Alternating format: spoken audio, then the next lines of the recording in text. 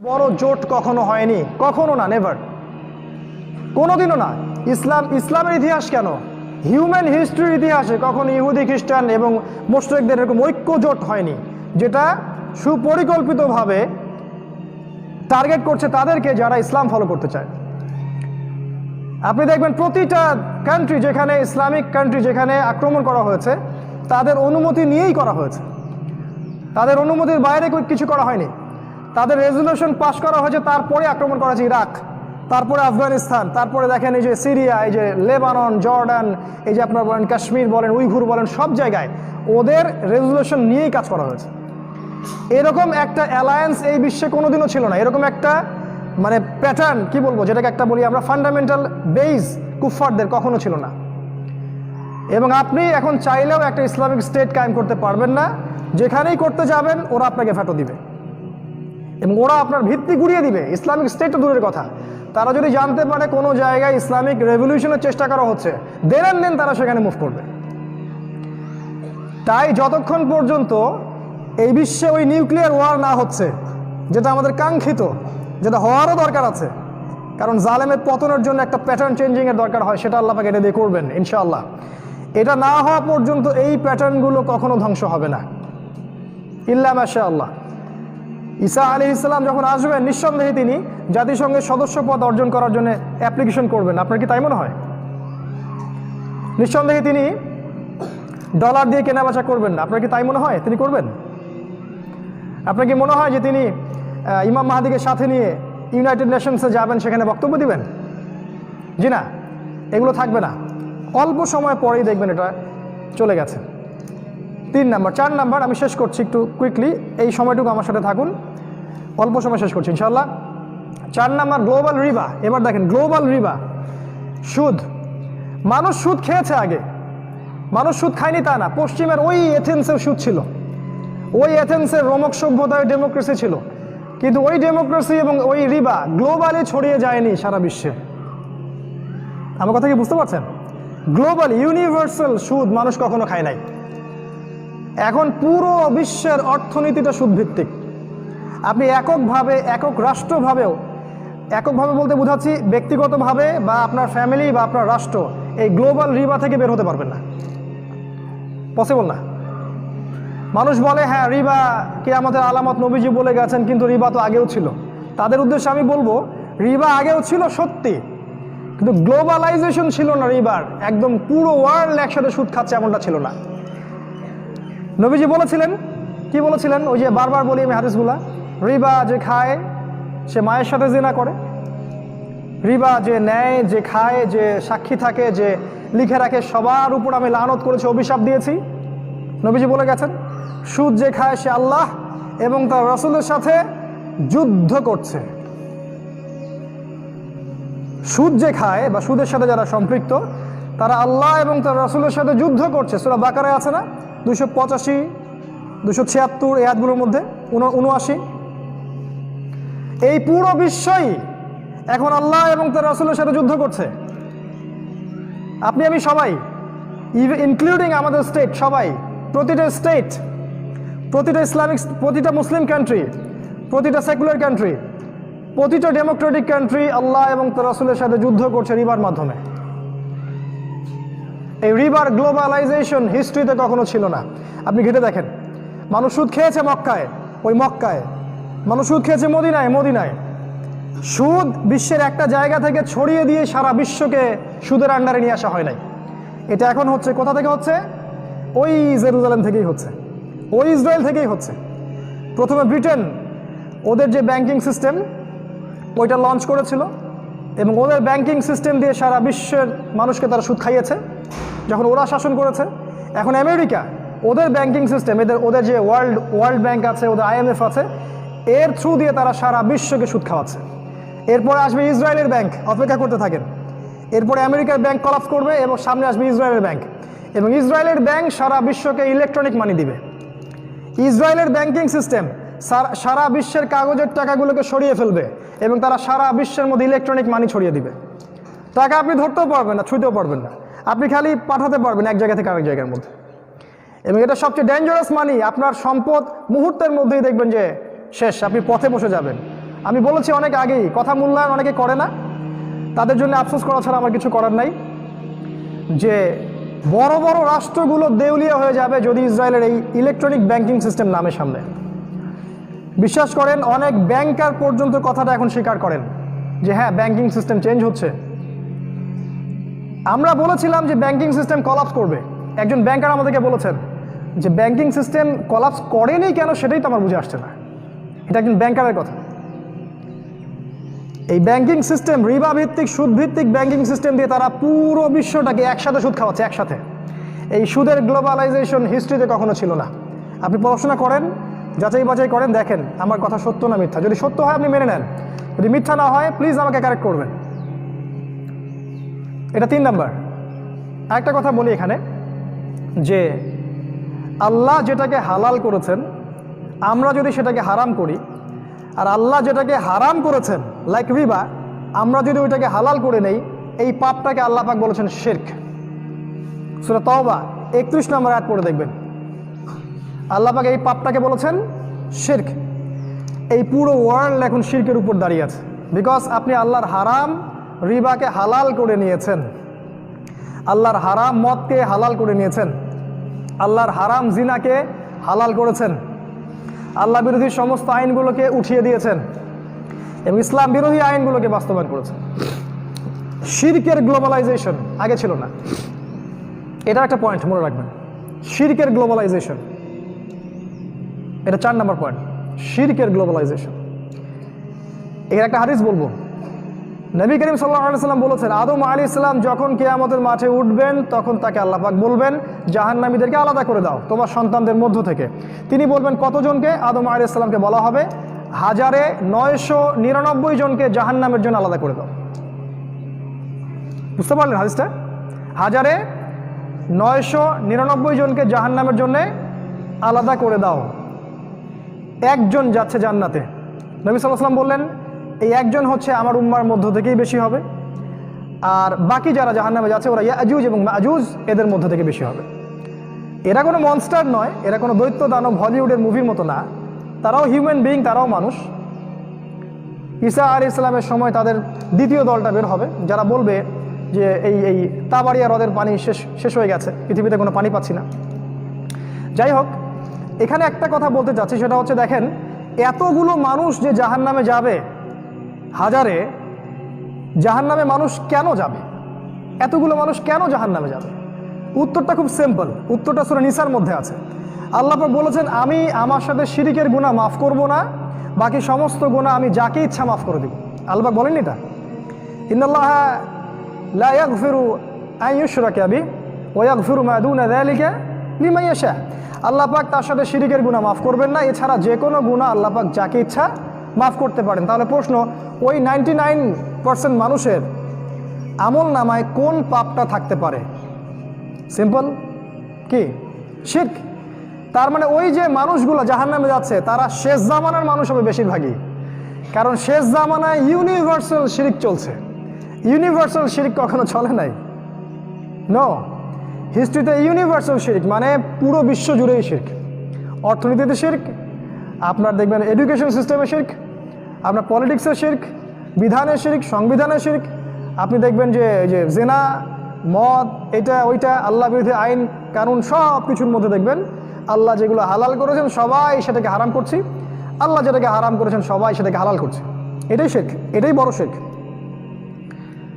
তো ইউনিভার্সাল শিরক হবে, এটা আখিরুজ্জামানের আলামত, যেটা আগের 100 বছরে শিরকের এই গ্লোবালাইজেশন ছিল না। শিরক ছিল নির্দিষ্ট একটা দেশে, নির্দিষ্ট একটা সম্প্রদায়, নির্দিষ্ট একটা জায়গায়, একই সাথে সারা বিশ্বের মানুষ শিরক করছে, কখনো ছিল না। 5 নাম্বার, এটা একটা মেজর পয়েন্ট, যদিও এটা আমি একটু টাচ দিয়েছি তারপরে বলছি আলাদা করে। গ্লোবাল জিনা, গ্লোবাল জিনা, সারা বিশ্বের মানুষ এখন গ্লোবালি জিনা করছে ঘরে বসেই। মানে আমেরিকার একজন মেয়ের সাথে ঘরে বসে বাংলাদেশের একটা ছেলে জিনা করছে। বুঝতে পারছেন কি বলতে যাচ্ছি? গ্লোবাল পর্নোগ্রাফি, এটা কখনো ছিল হিস্ট্রিতে?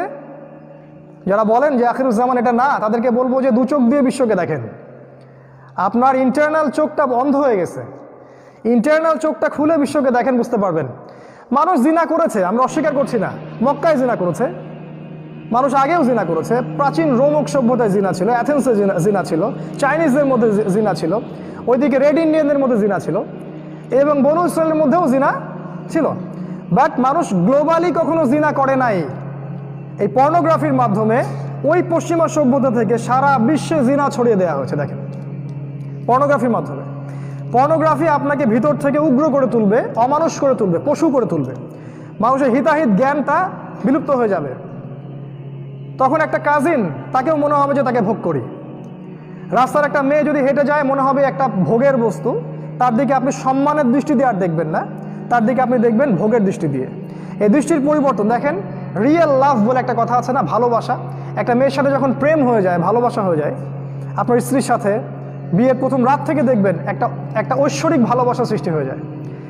আপনি দেখবেন এই যে জিনার যে ব্যাপারটা, এখানে ভালোবাসার কোনো বিষয় নাই, এখানে একটা এগ্রেশন, ভোগ, যে ওকে আমি রেপ করতে পারলে বা ওকে ফিজিক্যালি ভোগ করতে পারলে আমি সন্তুষ্ট হচ্ছি।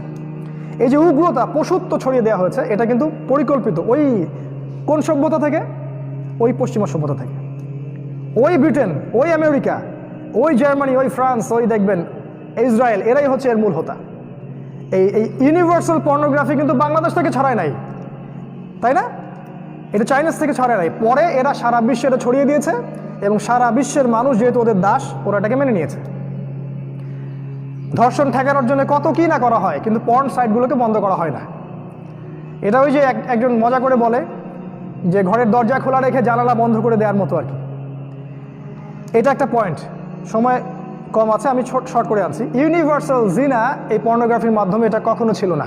আর বাই দ্য ওয়ে বলে রাখি, এই ইউনিভার্সাল শিরক, ইউনিভার্সাল রিবা আর ইউনিভার্সাল জিনা, এগুলো কিয়ামতের বড় বড় সাইন। যখন এগুলো হতে থাকবে, তখন ব্যাপক মহামারী ছড়িয়ে পড়বে এবং ব্যাপক ভূমিকম্প হবে, মাটি ধসে পড়বে, আল্লাহর আযাব আসবে, আসমানি এবং জমিনি বালা নেমে আসবে, যেটা সামনে একটার পর একটা আসতে থাকবে। নবীজি বলেছেন, একটা মালা, একটা গেঁথে দেওয়া মালা ছিঁড়ে দিলে যেমন করে পুঁথিগুলো পড়ে যায়, ওইভাবে একটার পর একটা ফিতনা এরপর সামনে আসতে থাকবে। একটা হাদিস আমি বলেছি এর আগেও একটা খুতবায়, আবারও বলছি, মহামারীর পরে আসবে সানাওয়াতুজ জালাজিল, ভূমিকম্পের বছরগুলা। একটার পর একটা ভূমিকম্প আসতে থাকবে বছর জুড়ে। জানুয়ারি মাসে একটা, মার্চে একটা, হয়তো এপ্রিলে একটা, একটার পর একটা আসতে থাকবে বিশ্বের বিভিন্ন জায়গা জুড়ে সিরিজ ভূমিকম্প। কি প্ল্যান আপনার, কি পরিকল্পনা জাতিকে বাঁচানোর জন্য? কে হাদিসগুলাকে অনুবাদ করে উম্মাকে শোনাবে? কোথায় সেই স্কলারশিপ অফ ইসলাম? এটা আমাদের প্রশ্ন। হাদিস তো সহি, কোনো ওয়ে নাই হাদিসকে জয়ী প্রমাণ করার। আর আপনার বক্তব্য হচ্ছে না, এটা অনেক পরের সময় আসবে, এখন চিন্তা করার কিছু নাই। এটাও তো হাদিস, যখন সমাজের মধ্যে জিনা, ব্যভিচার, মাদক, পর্নোগ্রাফি, বেশ্যাবৃত্তি ছড়িয়ে পড়ে, তখন আল্লাহর পক্ষ থেকে ভূমিকম্প আসে, আযাব আসে, গজব আসে। এগুলোকে আপনি কেমন করে ডিনাই করবেন? তা আর নবীজি বলেছেন, কিয়ামতের বড় বড় সাইনগুলোর মধ্যে একটা হচ্ছে বেশি থেকে বেশি ভূমিকম্প হবে, বেশি থেকে বেশি। এই যে লাস্টে আপনার সময় চ্যানেল একটা রিপোর্ট দেখলেন যে পৃথিবীর আর্নিক গতি পরিবর্তন হচ্ছে এবং সময় আগে 24 ঘন্টায় আর দিন যাচ্ছে না, সময় সংক্ষিপ্ত হয়ে আসছে। আমরা কিন্তু আগেই বলেছি হাদিসগুলো যে সময় সংক্ষিপ্ত হয়ে আসবে, দিন যাবে 1 ঘন্টার মতো, সপ্তাহ যাবে দিনের মতো। তার মানে এটা আরও র্যাপিডলি এটা ফাস্ট হতে থাকবে। আর প্রতিটা ভূমিকম্পেই আর্নিক গতির পরিবর্তন হতে থাকে। এই জ্ঞানটা ওই সেকুলারদের কাছে নাই, আমাদের কাছে আছে, বিকজ আমাদের কাছে কোরআন আছে, সুন্নাহ আছে। এই ইউনিভার্সাল জিনা, যুবকদের এবং যুবতীদের প্রতি নসিহাত হচ্ছে, আপনি বিয়ে করার সাহস, আমি তো বারবার বলি, এই জন্য আমাকে অনেকে মানে কি বলবো যে আইডল মানছেন যে না ভাইকে নিয়ে আসতে হবে, উনি বিয়ের কথা বলে। আমি বারবার বলি যে বিয়ের বয়স হয়ে গেলেই আপনার ফিজিক্যাল মেন্টাল ম্যাচুরিটি আছে, বেশি না, আপনার নিজের মতো চলার অর্থ আছে, নিজের চলার অর্থ আছে, আপনি বিয়ে করে ফেলেন। ওই একজনের খাবার আল্লাহ পাক 2 জনের জন্য যথেষ্ট করে দিবেন ইনশাআল্লাহ তাআলা। এটা ছাড়া আপনি জেনা থেকে বাঁচতে পারবেন না। এটা করেও জেনা থেকে বাঁচতে পারবেন না যদি পর্নোগ্রাফি থেকে বের না হতে পারেন। যারা বিবাহিত, এদের প্রতি শয়তানের মেহনত ডাবল, কারণ এদেরকে দ্বারা যদি জিনা করানো যায় তাহলে কি রজমের শাস্তি চলে আসে। এই গুনার পাপের ক্ষমা কিন্তু খুবই কঠিন। আল্লাহ পাক হেফাজত করুন। তো এই ইউনিভার্সাল জিনা 100 বছর আগে আপনি পাবেন না, এখন পাবেন। পয়েন্ট নাম্বার 6, এটা কত বললাম? 5, 6 নাম্বার, ইউনিভার্সাল মাদক। মদ মানুষ খেয়েছে বিশ্বে, আগেও মদের সংস্কৃতি ছিল, বলছি গ্লোবালাইজেশন, একটা মদ বের হবে, সেই মদটা সারা বিশ্বে ছড়িয়ে পড়বে। পেয়েছেন কখন এরকম? এই যে ইয়াবা ট্যাবলেট, এই ইয়াবা ট্যাবলেটটা কোথা থেকে বেরোচ্ছে? মিয়ানমার থেকে। এই ট্যাবলেট কিন্তু এখন দেখবেন চাইনিজরা খাচ্ছে, ওইদিকে আমেরিকানরা খাচ্ছে, ব্রিটেনরা খাচ্ছে। ইয়াবার পরে আরও একটা ট্যাবলেট আসছে, কি জানি নাম, সেদিন দেখলাম, মনে করতে পারছি না এখন, সেটা নাকি আরও মারাত্মক। এই যে গ্লোবালাইজেশন, অনেকে বলবেন যে এখন গ্লোবালাইজেশনের যুগ, এই জন্য হয়তো ছড়িয়ে পড়ছে। আমি বলবো সত্যটা এটা নয়, বরং সত্য হচ্ছে এই যে গ্লোবালাইজেশনের যুগে অনেক কিছু আপনি নিজের মধ্যে রাখতে পারেন। এই গ্লোবালাইজেশনকে নিয়ন্ত্রণ করা সম্ভব, কিন্তু এটা নিয়ন্ত্রণ করার ইচ্ছা যেহেতু ওদের নাই, ওদের ইচ্ছা হচ্ছে এর মধ্য দিয়ে সারা বিশ্বে এগুলো ফাসাদ ছড়িয়ে দেয়া, এই জন্য আপনি এটাকে নিয়ন্ত্রণ করতে পারছেন না। তাই আমার মন্তব্য এটা, আপনাকে মানতে বাধ্য করিনি আমি, যে এই গ্লোবালাইজেশনটাও মাসিহুদ দাজ্জালের একটা ট্র্যাপ। কারণ আমার পয়েন্ট হচ্ছে, আমার যুক্তি হচ্ছে এটা, যে দাজ্জাল জেরুজালেম থেকে সারা বিশ্ব শাসন করবে। বিশ্বকে শাসন করতে হলে গ্লোবালাইজেশনের দরকার আছে। অতএব যদি এই গ্লোবালাইজেশন না থাকতো, তাহলে দাজ্জাল তার এজেন্ডাগুলো সারা বিশ্বে ছড়িয়ে দিতে পারতো না। এই সেন্স থেকে আমি বলেছি যে এই গ্লোবালাইজেশন দাজ্জালের সাথে সম্পৃক্ত কোনো না কোনোভাবে, বরং তার অনুসারী যারা আছে ওরাই এটার এস্টাবলিশ করছে সারা ওয়ার্ল্ডে। তো গ্লোবাল মাদক এটা একটা আলামত বা লাস্ট 100 বছরের মেজর সাইন, যেটা আমরা তার আগের বছরগুলোতে দেখি না। আর এটা দূর করার জন্য একটাই অস্ত্র মাদক থেকে বেঁচে থাকার, সেটা হচ্ছে আপনার ইসলামিক নৈতিকতা, কোরআন সুন্নাহ, সালাত এবং ইসলামী অনুশাসন। এছাড়া আপনি এখান থেকে বের হতে পারবেন না কোশ্চিনকালেও। শোনেন, কোশ্চিনকালেও আইন দিয়ে, শাসন দিয়ে আপনি মদ থেকে মানুষকে দূরে রাখতে পারবেন না, জিনা থেকে পারবেন না।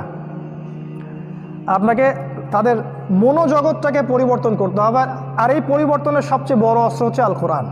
দেখুন, গভর্নমেন্ট যদি সবার হাতে হাতে মাস্ক পরাতে পারে, মুখে মুখে সবার হাতে হাতে হ্যান্ড স্যানিটাইজার দিতে পারে, তাহলে রাষ্ট্র চাইলে সবার হাতে হাতে কিন্তু কোরআনও পৌঁছাতে পারে মুসলিমদের হাতে। এই সদিচ্ছা থাকলে সম্ভব ছিল। রাষ্ট্র চাইলে প্রত্যেক মুসলিমের জন্য সালাতকে ম্যান্ডেটরি করতে পারে। যদি আপনি সালাতে ঢোকার সময় মাস্ককে ম্যান্ডেটরি করতে পারেন, তাহলে প্রত্যেক মুসলিমকে আপনি মসজিদে আনতে পারবেন না? সম্ভব ছিল, উদ্দেশ্য নাই, পারেন না। যখন খিলাফা আসবে তখন হবে ইনশাআল্লাহ। তো যেটা বলছিলাম, যে এটা দূর করার জন্য আপনাকে রাষ্ট্রীয়ভাবেই সবার হাতে কোরআন ছড়িয়ে দিতে হবে। আদারওয়াইজ আপনি মদ থেকে মানুষকে, তরুণ প্রজন্মকে দূরে রাখতে পারবেন না, সম্ভব না। আর আইনের ফাঁকফোকর সম্পর্কে আমাদের খুব ভালো জানা আছে। এগুলো দিয়ে কতটুকু কি কাজ হয় আল্লাহই ভালো জানেন। আল্লাহ রাব্বুল আলামিন আমাদেরকে বোঝার তৌফিক দান করুন, আমিন। 7 নাম্বার যে পয়েন্টটা লাস্ট 100 বছরে ছিল না, এটা একটা মারাত্মক পয়েন্ট। সেটা হচ্ছে এডুকেশন সিস্টেমের করাপশন। এই শিক্ষা যে পদ্ধতিগুলো আছে আপনাদের, এই শিক্ষা পদ্ধতির যে দূষণ বা দুর্নীতি বা করাপশন, এইটা হিউম্যান হিস্ট্রির 100 বছরে পাবেন না, এই লাস্ট 100 বছরে আগে পাবেন না। করাপশনটা বলতে কি বোঝাচ্ছি? দ্বিমুখীকরণ। আপনি মাদ্রাসায় পড়লে বিশ্ব জানতে পারবেন না, আপনি সেকুলার লাইনে পড়লে কোরআন শিখতে পারবেন না। দাজ্জাল পিছনে কে আছে? মাসিহুদ দাজ্জাল এবং তার ফলোয়ার্স, জায়নিস্ট মুভমেন্ট আছে।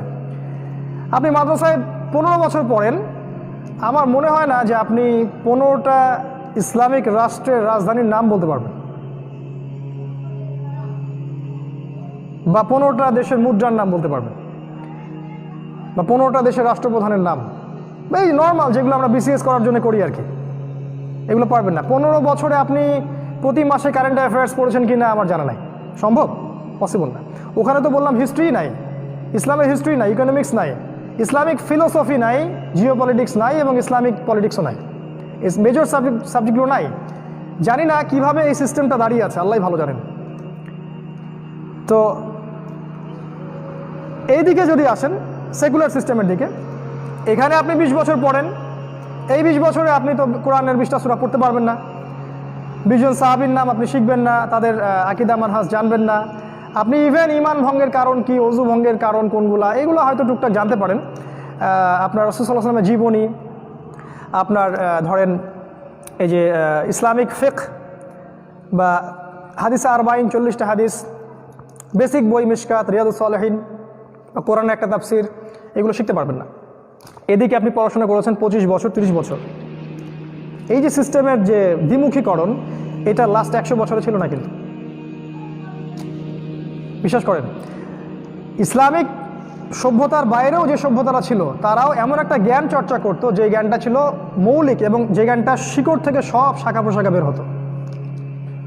ওই যে সবাই কথায় কথায় রোমক সভ্যতার উদাহরণ দেয়, তাদের যে বেসটা ছিল ওই বেসটার মধ্যে তারা ধর্মকে কিন্তু এড়িয়ে যায়নি।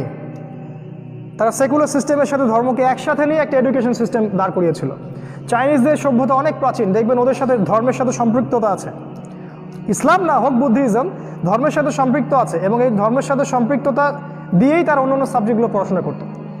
ইসলামের স্বর্ণযুগে ফিরে যান, আমাদের যারা ডক্টর ছিলেন, ইমাম রাজি বা ইমাম গাজালির কথা বলেন বা ইবনে সিনা বা যারাই ছিলেন, যত বড় বড় মনীষী ছিলেন, খেয়াল করে দেখবেন তারা কিন্তু কোরআন সুন্নাহ ছোটতেই পড়েছেন। তারপরে তারা কেউ পড়েছেন ইঞ্জিনিয়ারিং পড়েছেন, ডক্টরি পড়েছেন, কেউ ফিলোসফি নিয়ে পড়েছেন, বিভিন্ন শাস্ত্রে তারা অগাধ পাণ্ডিত্য অর্জন করেছেন।